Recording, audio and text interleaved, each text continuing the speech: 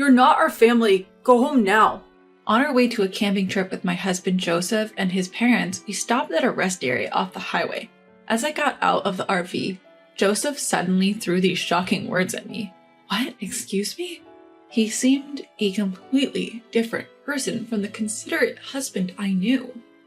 Seeing my surprised face, the three of them smirked and Joseph began to drive the RV away. This can't be happening.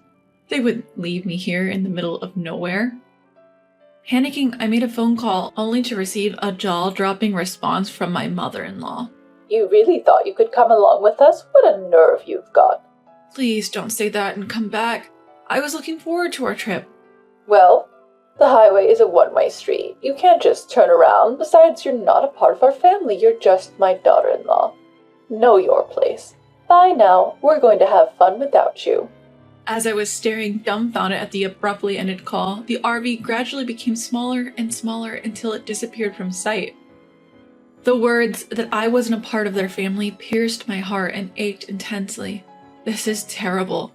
They had me prepare everything, and then a wave of bitterness and heartache washed over me. Feeling helpless, I had no choice but to call a taxi and go back home.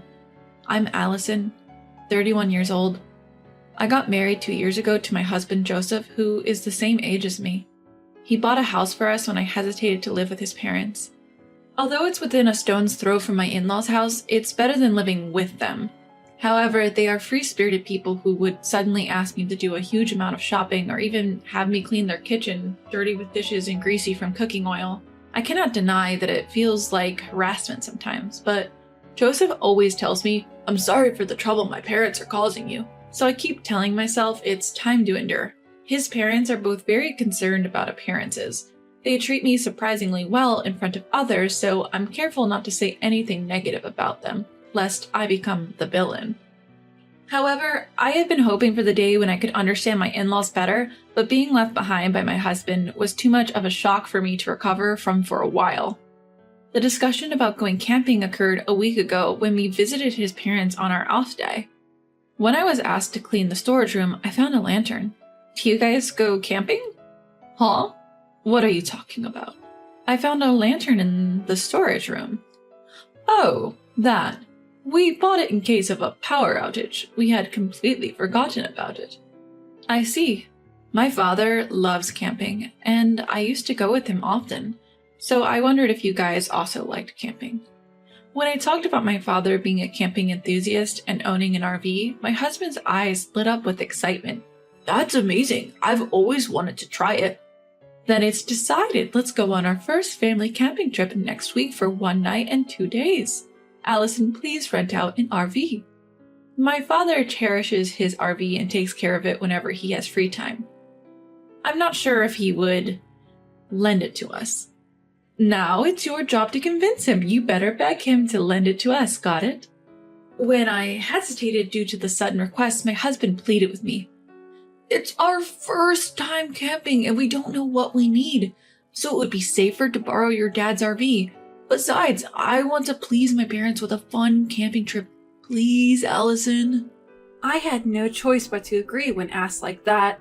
I immediately went to my father's place and explained the situation. To my surprise, he gladly agreed. Really? Is it okay? Of course. I thought you would refuse because you always polish and take care of it in your spare time. If it's for you, Allison, I'm happy to lend it, and I'm touched by your desire to please Joseph's parents. So take this whole set of camping gear so you can enjoy your first camping trip. If you're a beginner, this and this would be good. My father selected easy-to-use equipment for beginners while explaining various things. I was more than happy to know how much my father cared about me, and my heart was warmed.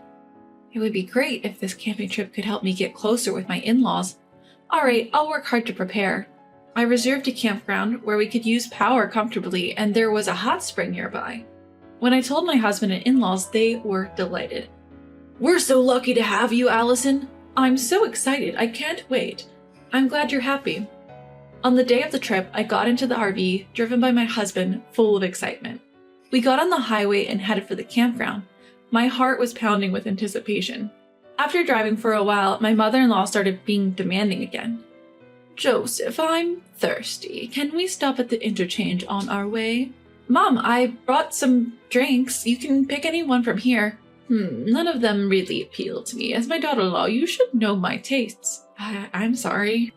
As soon as I got out of the car at the interchange to buy my mother-in-law a Dr. Pepper as she had requested, my husband spoke shocking words to me in a cold tone, unlike his usual self. Allison, you're not a part of our family, so go home now. Excuse me, what? What suddenly got into you? He seemed like a complete different person. He wasn't the Joseph that I knew, the one who usually showed consideration for me. As I looked shocked and unable to understand what had just been said, the three of them laughed with a sneer and the RV started moving again, leaving me behind. They left me here? In the middle of nowhere? Is this some kind of joke? Panicked, I made a call only to receive a shocking response from my mother-in-law. You thought you could really come with us? What a brazen woman. You are not a part of our family. Be aware of that. Bye. We'll enjoy a good family time without you. I stood still, dumbfounded, staring at the abruptly disconnected call. How dare they? They had me prepare everything, and then they left me out? What was Joseph thinking? A surge of bitterness and sorrow overwhelmed me, but unable to deal with these emotions, I called a taxi and went home. The next day, my husband and in-laws came back from the camp and were excitedly talking about their fun experience. They didn't even bother to apologize for leaving me behind. As I started questioning them about the previous day's event, I received an astonishing response. We did it to discipline you as my wife. That's right, Allison. You never understand your place as our daughter-in-law. But there's no need to abandon me on the highway for that. We had to go this far because you wouldn't get it otherwise. We need to properly discipline this failure of a wife before we start living together. Upon hearing the word living together from my mother-in-law, I was startled. I feared that discussions were happening behind my back without my knowledge. What do you mean by living together? I haven't heard anything about this.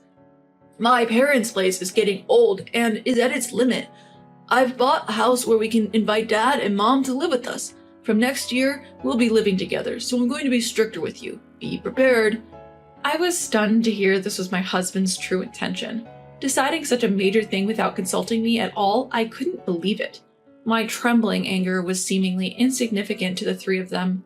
What's worse, after borrowing the RV, they didn't even bother to refill the gas or thank my father. Allison, why are you just standing around? Hurry up and return the RV to your dad. After cleaning the interior, wash the car, then return it to your father. We don't want to be seen as thoughtless. Looking at the car interior overlaid with trash, I was thoroughly disappointed in them. Not only ignoring me, but also disrespecting my father's kindness. Unforgivable. After cleaning and washing the RV and filling up the gas tank, I returned it. Upon arrival, my father greeted me with a full smile. How was it? Did you enjoy the trip? I wasn't considered as their family, so I didn't go. What? I told him about being abandoned at the highway interchange on the day of the trip and how my husband suddenly changed his attitude and decided on living with his parents without consulting me. Upon hearing this, my father's smiling face transformed into that of a furious demon.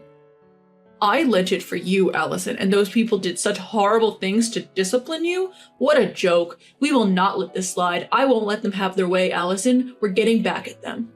How? I have a secret plan. I also have a perfect place for camping. Listen carefully. You're amazing, Dad. It's sure to work. Keeping the wisdom my father bestowed upon me in my heart, I returned to my in-laws' house where my husband and his parents were still excited about yesterday's events. Now is the perfect chance to lure them. I smiled lightly, carefully keeping my emotions hidden, and spoke to the three of them in a gentle tone. There is an even more amazing place than where we went yesterday. The autumn leaves are incredibly beautiful right now. Why not do a full-scale camping trip? Instead of staying in an RV, why not pitch a tent and enjoy a barbecue while looking at the scenery? At night, you can see a sky full of stars. Really? Where? It's a secret spot that I don't want to tell anyone else. Can I come too to fulfill my role as your wife? That's good. It's gonna be fun. It's in a secluded area, so I'll drive. I'll act right as your wife and as my in-laws' daughter-in-law. So can I join you guys? As expected, my husband and his parents were overjoyed and agreed for me to accompany them. We decided to go camping again the following weekend. Just like always, they dumped all the preparation on me, and their pestering to teach me discipline only got worse each day. I carried my secret plan and meticulously arranged for my revenge. And the day of our trip arrived. I borrowed an RV from my father, drove to a remote campsite, and my husband and in-laws were thrilled. Wow, it's like a private site. They looked around restlessly, excited about the new environment. We'll go for a walk and enjoy the scenery. Allison, set up our tent. Understood. Enjoy your walk. Come on, let's go quickly. With those words, I saw off the joyous trio and began preparing for the camp. Then, about 30 minutes later, my husband called in a panic. We're lost. I can't find your dad's RV. I'm on my way home with it. What? What do you mean? Don't worry, I left the bare minimum for you to enjoy a real camp. This was the plan my father had devised. He suggested that they should experience some wild camping, where they would have to get everything themselves, like living on a deserted island, rather than a convenient camping site with electricity and a hotel resort nearby. You better set up your tent early and look for wood to start your fire. I know you guys have no lighter, so you'll have to start the fire yourself. I've left the pot so you can at least cook rice. You left us behind? You were the ones who said that I, as a wife, wasn't part of the family and shouldn't go camping with you guys, so I took you up to the campsite and tearfully went home. That's what you wanted to do, right? Having been hit with my logic, my husband was momentarily silenced. Enjoy camping with just your family. I was about to hang up when my husband, enraged, began yelling at me. Don't be ridiculous. If you don't come back now, I'll get a divorce from you. All right, let's get divorced. You'll regret saying that. Being abandoned on the highway, finding my father's cherished RV filled with trash, I have had enough of living with your parents who does nothing but disrespect me. And you're the ones who will regret it. Go to hell, you stupid woman. Utterly disgusted by my husband, who abruptly hung up, I started driving. I was actually nearby, but I lost all will to go pick them up. After a while, I received another call from my husband. His tone had completely changed, and I could hear his confusion and trembling voice over the phone. I can't set up the tent no matter what. It's starting to rain, and my parents are getting angry at me. It's getting cold, too. What should I do? It's cold. Regretting already? That was quick. Why don't you look up how to set up a tent on YouTube?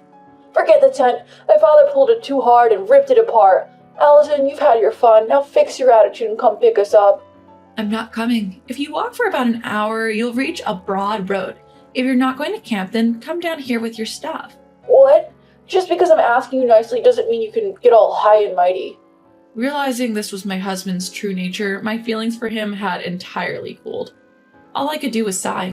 Screw this. I'm going to dump all this useless stuff. Just wait till we get home. Someone owns that place. It's a private property. If you dump anything here, you'll be sued for illegal dumping. You know, there's a sign there that clearly states no littering. I don't care. My husband, speaking with a strong tone, didn't seem to believe that I was serious about the divorce. I had to show him the reality.